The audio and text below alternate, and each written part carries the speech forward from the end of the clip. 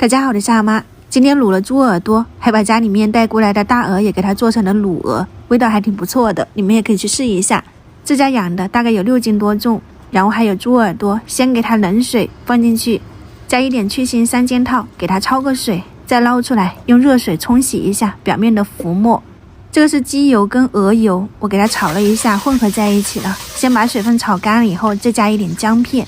如果家里有南姜的话呢，可能会味道更好哈。我用的是生姜，然后半个洋葱，先给它炒出葱姜油，就是比较香一点的料油。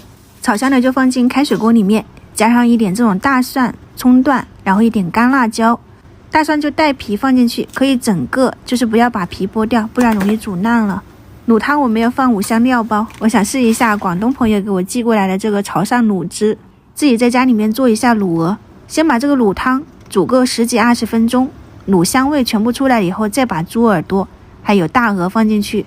卤汤沸腾以后，你就转成小火，慢卤1个半小时左右。然后这个期间，我把那边带过来的油干给它试一下，自己在家里面做油干汁。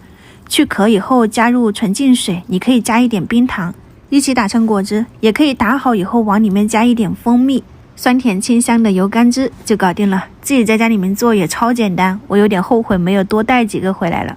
猪耳朵、卤鹅都卤好了，就拿出来稍微给它降温。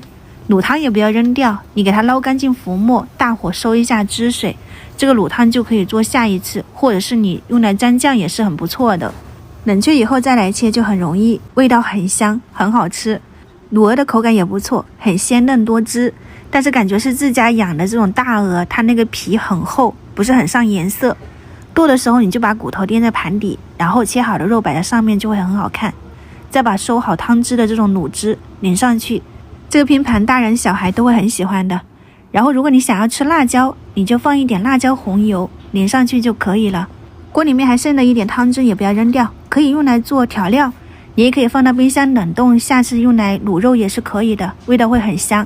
如果你也喜欢的话呢，可以在家里面去尝试一下。今天就分享到这里，我是夏妈，我们下次再见。